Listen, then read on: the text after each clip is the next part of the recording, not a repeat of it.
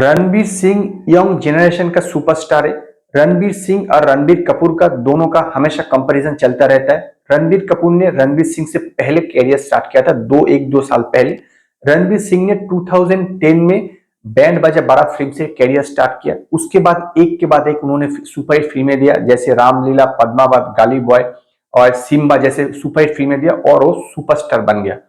लेकिन 2019 के बाद से उनकी कैरियर का डाउनफॉल स्टार्ट हो गया। 2019 में गाली बॉय रिलीज हुआ था, उनका लास्ट हिट फिल्म था। उसके बाद उनकी एक एक करके फिल्म फ्लॉप होने लगा। रिसेंट टाइम में रॉकी और रानी की प्रेम कहानी रिलीज हुआ है और वो अच्छा चला है, लेकिन ये हिट नहीं कहा जा सकता क्योंकि उसकी बजट काफी ज्यादा था। अराउंड 150 करोड़ का बजट और अराउंड 150 करोड़ के आसपास कलेक्शन किया है। तो ये जो उनकी जो बैड फेस चल रहा है, ये क्यों चल रहा है, क्यों उनकी कैरियर का इस प्रकार का डाउनफॉल आया, तो इसी बारे में आप लोगों के साथ इस वीडियो में चर्चा करूंगा। हेलो फ्रेंड्स, मैं हूं अमर। तो welcome to my channel film news and reviews. सबसे पहला जो रीजन मुझे लगता है वो है ओवर यूज।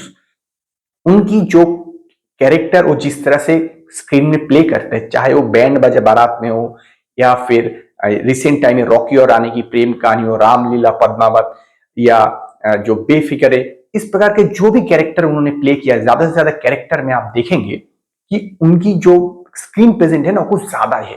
मतलब ऐसा लगता है कि कैरेक्टर जो कैरेक्टर प्ले कर रहा है वो बहुत ज्यादा कर रहा है, ओवर कर रहा है, सब कुछ उनके लिए ज्यादा ज्यादा है। वो ओवर ओवर एक्टिंग नहीं है। मेरा कहना मतलब है कि वो कुछ सारी चीज बढ़ा चढ़ा के कर रहा है, ऐसा लगता है कि। और ये चीज ऐसा नहीं है कि वो कैरियर के शुरू से लेकर आखिर तक एक ही चीज बार बार रिपीटेटिव हो रहा है। उनकी जो कैरेक्टर प्ले करने का जो तरीका है, या हो सकता है डायरेक्टर उनसे कराता है इस प्रकार का, तो वो काफी ओवर होता है, काफी ज्यादा होता है, बहुत ही ज्यादा होता है। ऐसा नहीं कि ओवर द टॉप और लार्जर देन लाइफ इस प्रकार का नहीं। वो कैरेक्टर का जो एटीट्यूड होता है वो कुछ ज्यादा तरीके से होता है। मतलब ज्यादा एंगर, ज्यादा पैशन, ज्यादा सब कुछ ज्यादा होता है। रिसेंट टाइम में रॉकी और रानी की प्रेम कहानी देखेंगे, ये भी उस प्रकार का है। कुछ फिल्मों में उन्होंने थोड़ा अलग सा किया है, जैसे गाली बॉय में वो काफी अच्छा रहा, लेकिन ये जो काम वो करता रहा शुरू से, ये काफी ओवर होने लगा। तो मुझे ऐसा लग रहा है कि ये रिपीटेटिव होने से लोग काफी बोर हो चुके हैं, क्योंकि उनको पता है जैसे ही रणबीर सिंह एक कैरेक्टर प्ले करेंगे वो ज्यादा होगा, वो ज्यादा मतलब ज्यादा दिल खोलने वाला होगा, ज्यादा हंसने वाला होगा, ज्यादा रोने वाला होगा, इस प्रकार का ज्यादा पैशनेट कैरेक्टर ज्यादा कर रहा है, जरूरत से ज्यादा होता है। तो इस प्रकार का कैरेक्टर बार बार प्ले करने से मुझे लगता है उनकी कैरियर का आज ये डाउनफॉल है।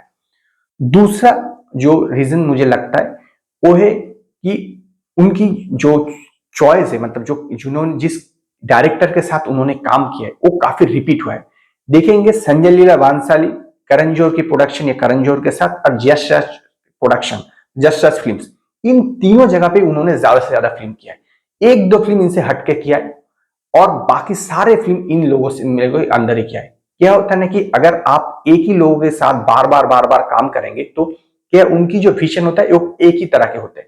आप नए लोगों के साथ अगर काम करेंगे तो उनकी जो विजन है वो आपका कैरियर में रिफ्लेक्ट होता है, या आपका जो फिल्म होता है उसमें रिफ्लेक्ट होता है। जैसे रणबीर कपूर ने एनिमल काम किया, एनिमल में काम किया संजय फंगा रेड्डी के साथ। उन्होंने बिल्कुल रणबीर कपूर को बिल्कुल तोड़ मरोड़ के नया तरीके से पेश किया। ये चाहिए रणबीर सिंह को। रणबीर सिंह एक ही डायरेक्टर के साथ, एक ही प्रोड्यूसर के साथ बार बार काम कर रहा है, तो इसलिए उनको जिस तरह से स्क्रीन प्रेजेंट किया जा रहा है वो बिल्कुल सेम तरीके से एक ही टाइप का है। चाहे वो करण जौहर की प्रोडक्शन में, चाहे संजय लीला बांसल की प्रोडक्शन में, चाहे वो यश राज फिल्म्स में, सभी जगह पे एक ही टाइप का है। यही मुझे लगता है दूसरा कारण कि उनकी कैरियर का ये डाउनफॉल आने का। तीसरा जो कारण है वो है उनका जो फिल्म चूज करना। देखेंगे वो ज्यादा से ज्यादा जो शुरुआत में जैसे था वो कॉमर्शियल फिल्म ज्यादा कर रहे थे, लेकिन बाद में वो पैरेलल फिल्में करने लगा। ऐसा नहीं है कि उसमें एक्शन नहीं था, रोमांस नहीं था, सब कुछ था, लेकिन फिर भी एक कॉमर्शियल वे नहीं था, थोड़ा पैरेलल फिल्म था। और ये अब 2019 के बाद यानी कोरोना के बाद से ये पैरेलल फिल्में अब चलने नहीं रहा। रिसेंट टाइम में रॉकी और रानी की प्रेम कहानी है, ये लार्जर देन लाइफ था, सब कुछ था, बिग गैंजर था, लेकिन आप इसे बिल्कुल एक कॉमर्शियल फिल्म नहीं कह सकते, ये काफी पैरेलल फिल्म है। तो इस प्रकार की फिल्में अब नहीं चल रहा है। लोग अब इंटरटेन देखना पसंद करता है, जो अब मास मूवी ज्यादा पसंद कर रहा है, जिसमें मजा हो, लोग देख के इंटरटेन हो, ना कि देखने के बाद सोचने लगे क्या हुआ, क्यों हुआ, ये सब नहीं। ज्यादा लोग अब बिल्कुल सोचना नहीं चाहते फिल्म देखने के बाद।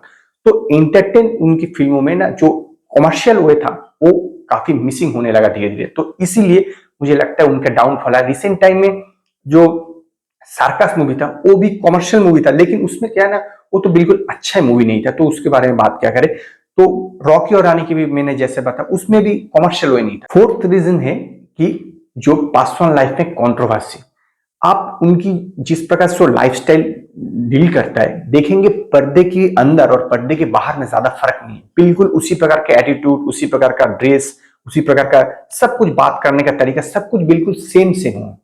और अगर पासवान लाइफ में थोड़ा कंट्रोवर्सी हो जाता है तो उसका इफेक्ट 100% उन लोगों को जो पर्दे का लाइफ में हुआ है। रिसेंट टाइम में ये जो इंडिया और मालदीव का जो कंट्रोवर्सी है, उन्होंने उस टाइम में लक्षद्वीप की जगह क्या किया, मालदीव का फोटो पोस्ट कर दिया। कई लोगों ने बिल्कुल अच्छा तरीके से नहीं लिया। और 2 साल पहले उन्होंने एक नेकेड फोटो भी पोस्ट किया था इंस्टाग्राम में, एक उन्होंने फोटो शूट किया था, उसमें भी इस प्रकार का हुआ। तो कई सारे कंट्रोवर्सी रिसेंट टाइम में उनके साथ हुआ है, तो ये उनकी जो कैरियर है उस पर काफी असर किया है, ये ऐसा मुझे लगता है। क्योंकि देखिए अब तो लोग ये समझ गए चुके हैं कि पर्दे में जिस प्रकार का इमेज रहता है, पर्दे के बाहर वो अलग इंसान है, दो डिफरेंट इंसान है।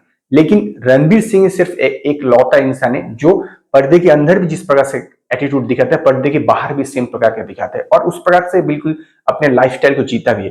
तो इसलिए क्या है ना कि उसकी एक जगह पे असर दूसरे जगह पे हो रहा है। मुझे लगता है पासवान लाइफ का ये जो कंट्रोवर्सी हुआ है उसका असर उनकी कैरियर पे हुआ है।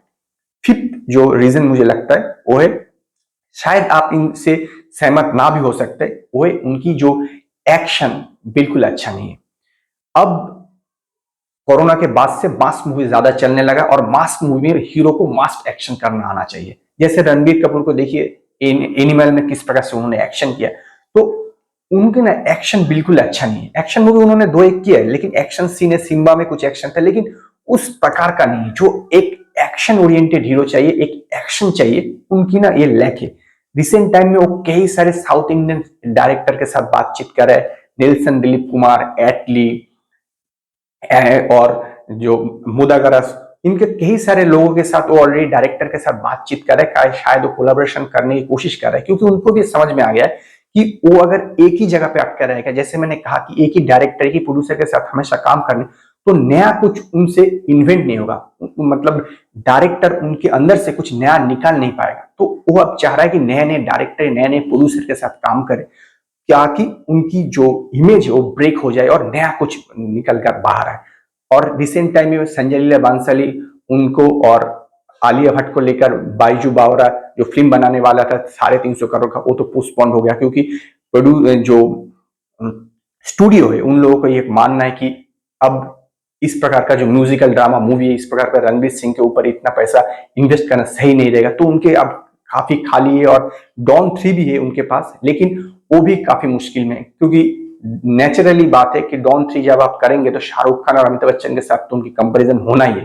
तो ये भी काफी खतरे का मूवी है। आप कह सकते हैं कि ये मूवी जब वो करेंगे तो कंपैरिजन होगा, उनकी थोड़ा 19-20 से ये मूवी डाउन हो जाएगा। तो उनको ये समझ में आ गया कि उनकी कैरियर को बचाना है तो उनको कुछ नया, कुछ इन्वेंट करना है, नया डायरेक्टर प्रोड्यूसर के साथ काम करना है। तो इसीलिए वो कई नई नई डायरेक्टर साउथ के साथ, खास करके साउथ के डायरेक्टर के साथ बातचीत कर रहे हैं। तो होपफुली उनकी कैरियर फिर से पटरी पे आ जाएगा। मुझे लगता है उनकी जो गोल्डन ईयर था वो फिर से लौट के आएंगे। तो देखते आखिर में क्या होता है।